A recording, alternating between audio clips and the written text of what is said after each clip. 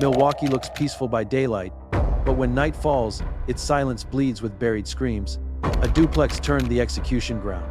A stolen SUV crushed 3 lives in seconds. A hotel lobby became a man's final breath, and an alley where an officer fell under gunfire. Each scene etched grief into the city's heart. Justice delivered decades behind bars, yet no verdict could bring the lost back home. And this is inside Milwaukee's most darkest black killers, shocking murders, and true crime cases. Welcome back to Crime Ledger USA, where real crimes meet real justice. Number 1. Kevin Griffin. He was a landlord, a neighbor, and a man everyone thought they knew, until 2 murders revealed the darkness inside his home.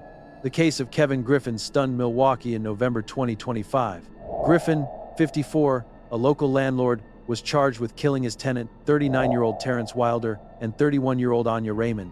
What began as a heated landlord-tenant dispute spiraled into one of the city's most shocking double homicides of the year. The tension started months before the killings. Wilder had complained to the Milwaukee Department of Neighborhood Services that his unit lacked hot water for nearly 2 months. Inspectors ordered repairs, but nothing was fixed. Griffin, already trying to evict him, accused Wilder of letting unauthorized people move in. On November 4, anger boiled over. Prosecutors said Griffin confronted Wilder about leaving the back door open. The argument escalated, and in moments of rage, Griffin pulled a gun and fired. Wilder was found dead on his bed with a single bullet wound to the chest. Downstairs, Anya Raymond heard everything. She lived in the same duplex with her 7-year-old son, who was nonverbal and autistic. When she saw what had happened, she became the only witness to Wilder's death. Griffin forced Raymond and her child into his Mercedes. She pleaded for her life, saying she would keep silent. But Griffin later told investigators that he did not believe her. As he drove through the city, Raymond reached for mace and a knife.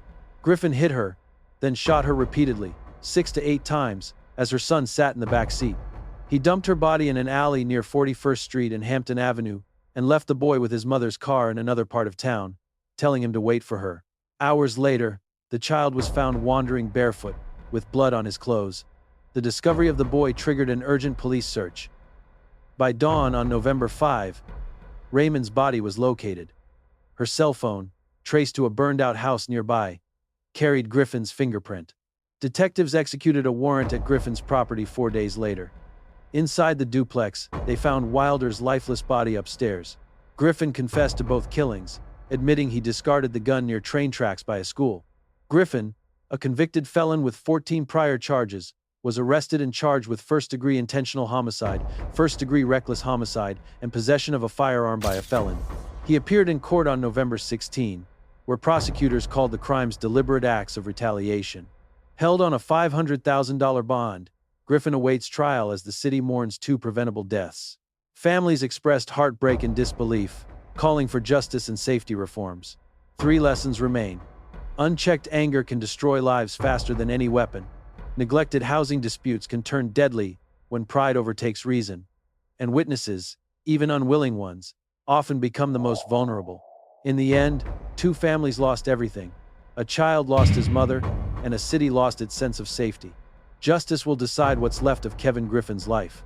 Before we continue, if this case shakes you, press hype, stand with us, break silence, and let justice roar louder than the voices once erased. Number 2. Dashauna Egerson and Trevon Loston. Under bright streetlights, a stolen SUV sped through Milwaukee's quiet streets, its final seconds captured on police dashcam before 3 lives were erased. On the 16th of September 2025, Milwaukee police attempted to stop a white 2017 Dodge Journey reported stolen from Indiana. Behind the wheel was Dashauna Egerson, with Trevon Loston in the passenger seat and a girl in the back. Inside the gray Mazda they struck were 50-year-old Claire Moo, her son's 21-year-old Moo Nay Ta, and Carla Cree Moo. The family was returning from soccer practice when their lives were ended by a chase that lasted less than 90 seconds. According to the criminal complaint, Loston had stolen the vehicle in Elkhart, Indiana, from the driveway of a police officer. On the night of the crash, he picked up Egerson and another girl, intending to go get liquor. After driving for a while, Loston grew tired and let Egerson take over. 10 minutes later, officers spotted the Dodge speeding with no plates near Sherman Boulevard and Center Street. They activated their lights and siren, but the driver refused to stop. Egerson later told investigators she panicked when she saw police lights because she learned the vehicle was stolen. Prosecutors said the SUV fled through residential streets at 70 to 80 miles per hour, ignoring multiple red lights. The passenger told detectives that during the chase, Loston aimed a black Taurus 9mm handgun with an extended magazine and laser at Egerson, shouting at her not to stop. Vehicle data confirmed the gas pedal was fully pressed, accelerating from 66 to 70 miles per hour in the final 5 seconds before impact. The Dodge ran a red light at 35th and Vliet Streets, striking the Mazda broadside. The crash killed 3 instantly and left 2 others severely injured, including a suffering head trauma. The Mazda was thrown onto the sidewalk, crushed beyond recognition. When police arrived, Egerson was crawling out of the window screaming, "Who did I hit?" while Loston lay unconscious, still holding the handgun. At the hospital, Egerson first claimed she was only a passenger, but video from the crash scene showed her exiting the driver's seat. When confronted with the footage, she admitted driving and confessed she had intentionally pressed the gas harder, knowing the crash was inevitable. Detectives later discovered Loston had been released from an Indiana jail just 1 week before, also for fleeing police in a stolen vehicle. Egerson was charged with 9 felonies, including 3 counts of second-degree reckless homicide, 3 counts of fleeing causing death, and 3 counts of driving without a license causing death.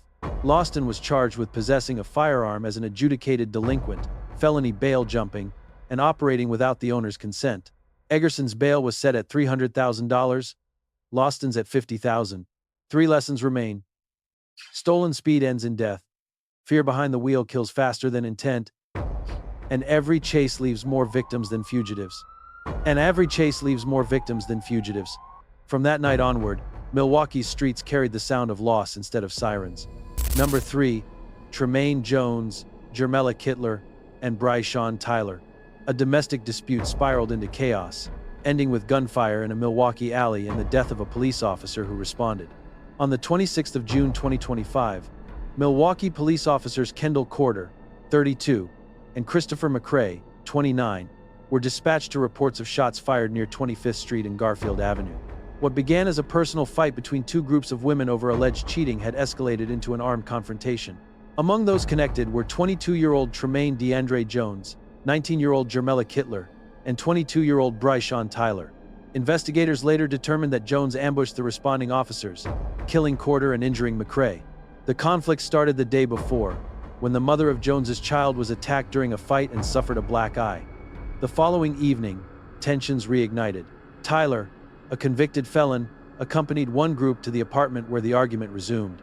Video captured him carrying a Glock-style handgun with an extended magazine.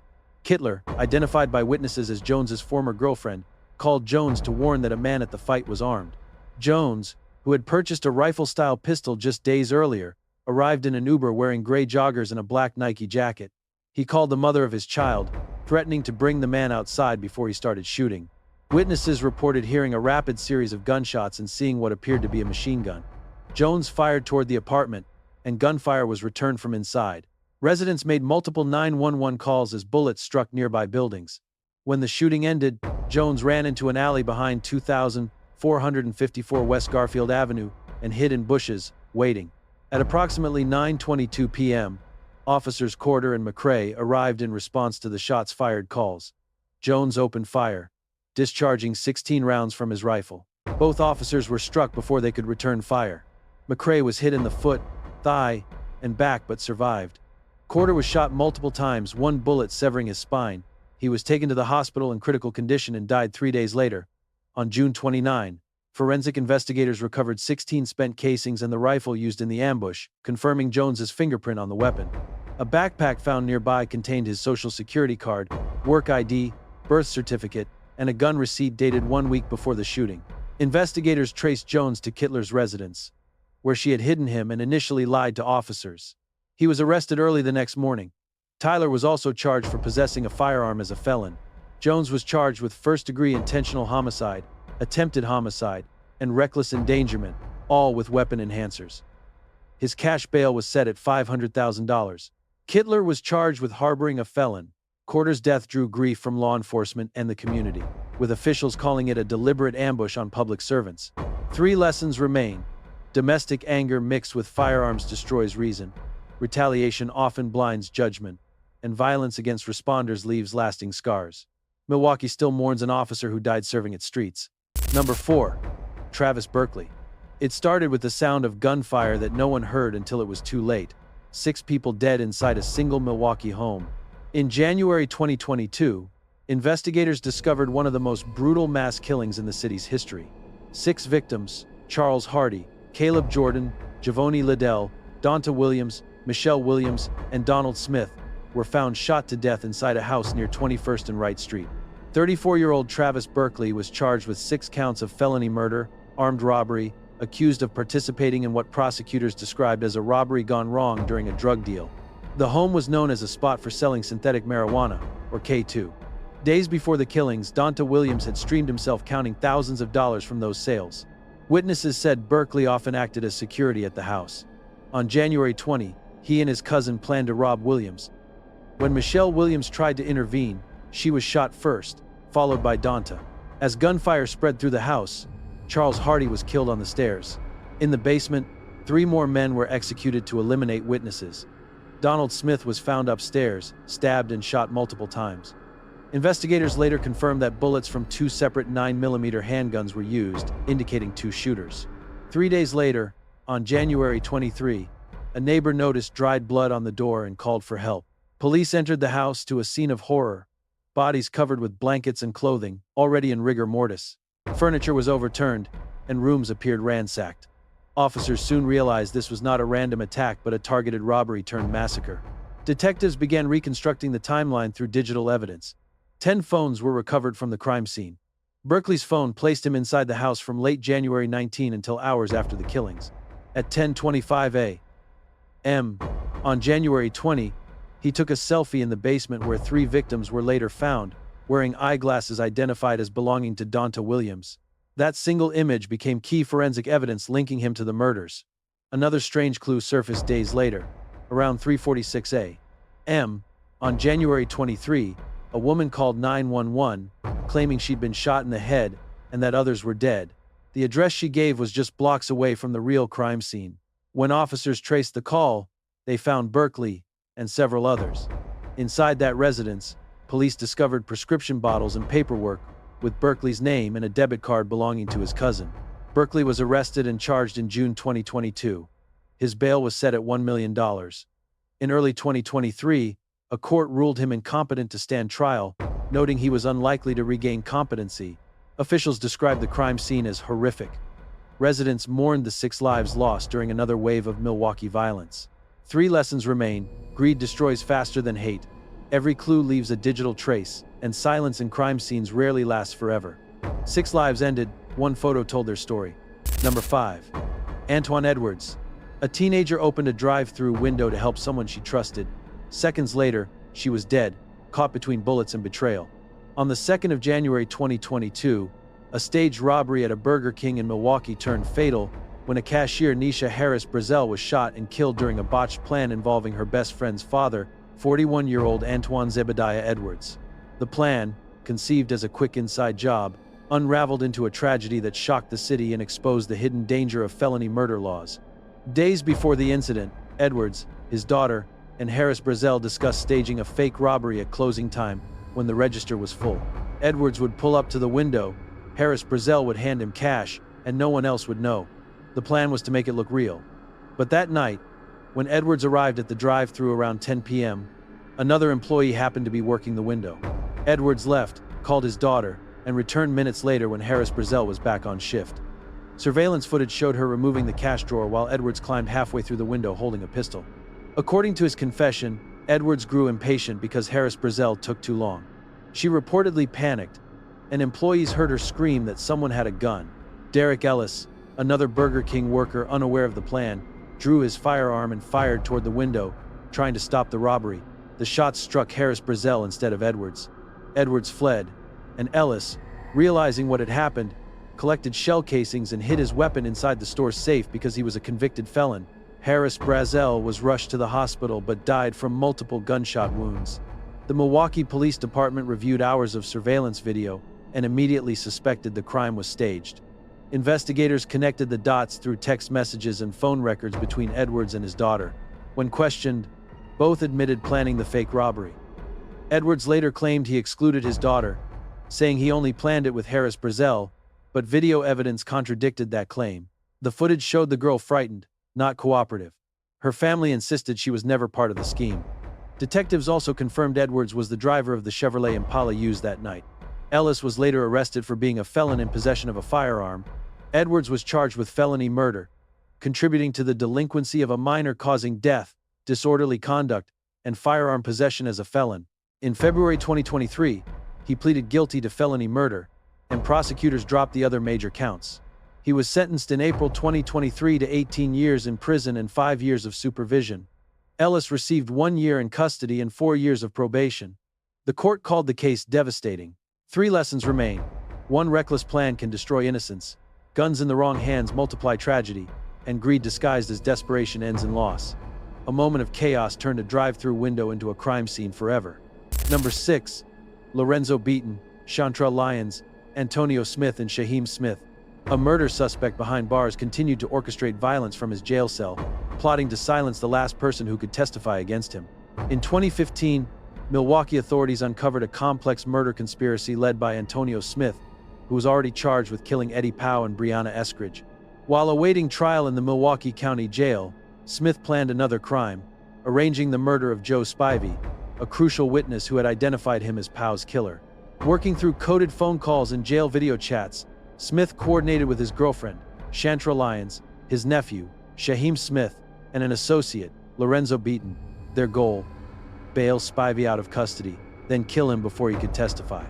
Eddie Powell was shot 6 times on the 11th of July 2015. The next day, Joe Spivey, arrested for a weapons violation, told detectives that Antonio Smith, was the shooter. 8 days later, Powell's girlfriend, Brianna Eskridge, was also gunned down. Investigators determined that Smith ordered her death from jail after expressing fear she might identify him. While those cases were still unfolding, Smith began targeting Spivey. Through hours of recorded jail calls, detectives later learned that Smith ran a small drug operation and used his communications to plan murders. In October 2015, Smith told Lyons that Lorenzo would be contacting her for some work. Beaton had just been released from jail and quickly joined the plan. Smith instructed Lyons and Beaton to raise $7,600, the amount needed to bail Spivey out. He told them to make sure he was gone. On November 2, Beaton appeared at the Milwaukee County Criminal Justice Facility with the full bail amount while Lyons waited in a white car outside. Surveillance cameras captured her near the entrance, while jail staff confirmed the payment was made to secure Spivey's release. Unaware of the plot, Spivey was moments away from walking free. Investigators monitoring Smith's calls realized the timing matched and acted quickly. Victim witness protection officers discreetly moved Spivey to a safe location, preventing the murder. The conspirators soon realized the plan had failed. Beaton and Lyons searched for Spivey's address, and Shaheem Smith joined them for what they called Plan B, a home ambush. When officers conducting surveillance spotted the white car near Spivey's residence, it sped away. The arrests followed days later. Search warrants revealed cash, heroin, and 2 guns linked to Smith's previous murders. Every detail of the plan, from coded jail messages to financial transactions, was documented in the criminal complaint. All 4 conspirators were charged with conspiracy to commit first-degree intentional homicide. Antonio Smith later pleaded guilty to multiple homicides in the conspiracy charge, facing life in prison. Beaton received 20 years in prison plus 15 years of supervision. Lyons was sentenced to 15 years in prison and 10 years supervision. Shaheem Smith pleaded guilty and awaited sentencing in 2017. 3 lessons remain. Even behind bars, organized violence can thrive, constant monitoring saves lives, and protecting witnesses protects justice itself. Because of vigilance, 1 more murder never happened. Number 7.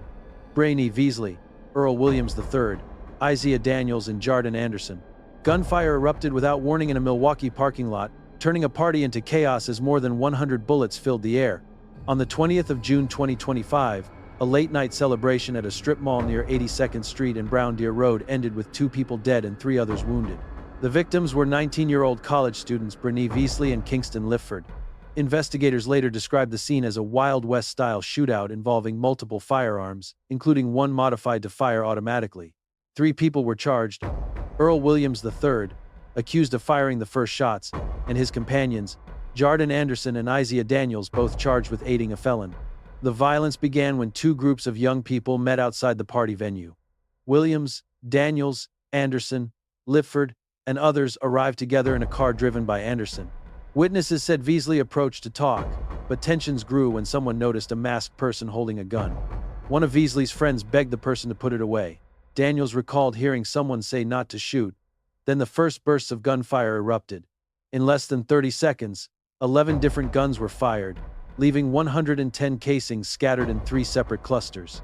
Investigators determined that shots from Cluster 3 came first and included bursts from a Glock equipped with a switch, a device that converted it into a fully automatic weapon. Anderson told detectives that Williams was the one using that gun. Prosecutors later alleged that Williams believed a rival group was approaching and opened fire. The gunfire triggered return shots from others, creating a deadly crossfire. Veasley was hit in the abdomen and back, while Lifford, found holding a gun that fired 3 rounds, was also killed. As the shooting stopped, Daniels and Anderson drove away, leaving behind chaos and victims. Minutes later, they returned to pick up Williams. The 3 gathered several guns, placing them in a bag to dispose of them, and later spray-painted Anderson's car blue to avoid recognition.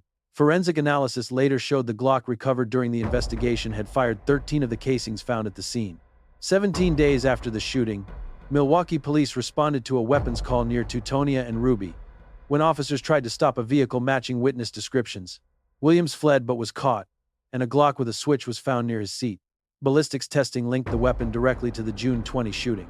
Investigators reconstructed the sequence through video footage, shell casings, and witness statements, concluding that Williams' gunfire started the deadly exchange. Williams was charged with attempted first-degree intentional homicide, felony murder, and possession of a machine gun. Anderson and Daniels face charges of aiding a felon. Williams remains jailed on a $300,000 bond. Veasley's family described her as a bright student and aspiring nurse whose life was cut short by senseless violence. 3 lessons endure. Illegal gun modifications destroy lives. Small conflicts can escalate instantly, and team parties should never end in gunfire. Milwaukee remembers the night laughter turned into bullets. Number 8. Todd Erickson, Brandon Turner, Devin Johnson-Carson, and Herbert Williamson. A man's desperate flight into a downtown Milwaukee hotel ended with a struggle that lasted minutes but left lasting outrage. On the 30th of June 2024, 43-year-old Devontae Mitchell ran into the Hyatt Regency Milwaukee lobby, visibly panicked. Witnesses said he darted behind furniture, hid in the women's restroom, and refused to come out as startled guests screamed. Brandon Turner, an off-duty security guard visiting colleagues, pulled Mitchell from the bathroom. When Mitchell resisted, Turner punched him and dragged him outside. Other employees, security manager Todd Erickson, front desk worker Devin Johnson-Carson, and bellhop Herbert Williamson, joined him. What followed was a fatal restraint that prosecutors later described as an act of excessive force caught entirely on hotel surveillance video. Outside the hotel entrance, the 4 men forced Mitchell face down on the pavement. Erickson, Turner, Williamson, and Johnson-Carson each pinned a different part of his body. Video evidence showed them holding Mitchell in that position for nearly 9 minutes. Johnson-Carson gripped Mitchell's legs, while the others restrained his upper body. Witness statements and security footage indicated that Erickson struck Mitchell with a baton. 1 worker kicked him, and another punched him repeatedly. During the restraint, Mitchell struggled for breath, pleading for help before his movements slowed. By the time police and paramedics arrived, Mitchell had stopped breathing. The medical examiner later ruled his death a homicide caused by restraint, asphyxia combined with the toxic effects of cocaine and methamphetamine. The autopsy noted his heart disease and obesity as contributing conditions but emphasized that the prolonged prone restraint had restricted his ability to breathe. Experts concluded he likely would have survived had he been allowed to roll onto his side. The Milwaukee Police Department and the District Attorney's Office reviewed surveillance video, interviews, and autopsy results before charging all 4 men with felony murder. The evidence showed that although Mitchell appeared agitated, his behavior did not justify the force used. Prosecutors argued that the hotel employees, acting outside proper restraint training, escalated the encounter. Defense attorneys maintained they were responding to a volatile situation and had no intent to cause death. Over a year later, plea agreements changed the course of the case. Erickson and Turner pleaded guilty to felony murder, while Williamson and Johnson-Carson pleaded guilty to misdemeanor battery. At sentencing on the 3rd of September 2025, Milwaukee County Judge David Swanson stayed Erickson's 2-year and Turner's 1-year prison sentences, replacing them with probation. Williamson and Johnson-Carson received credit for brief jail stays already served. No defendant served additional prison time, sparking frustration from Mitchell's relatives, who said the outcome denied true accountability. Mitchell's family expressed grief and anger at the sentences, calling them unjust. The Hyatt Regency operator, Aimbridge Hospitality, had already terminated all 4 employees and reached a confidential civil settlement with the family. 3 lessons endure. Restraint without training can turn deadly. Drug intoxication complicates justice, and systemic accountability remains critical. 1 man died, 4 walked free, and a city still searches for justice. Each case is a reminder that evil often wears a familiar face, and justice, though relentless, never erases the scars left behind. But these are only a few of the city's darkest secrets. What other crimes lie buried beneath Milwaukee's quiet streets? Who will surface next in the ledger of the forgotten and the condemned? Stay tuned for more haunting true crime stories. Subscribe now, hit the notification bell, and be the first to witness the next chapter of Crime Ledger USA.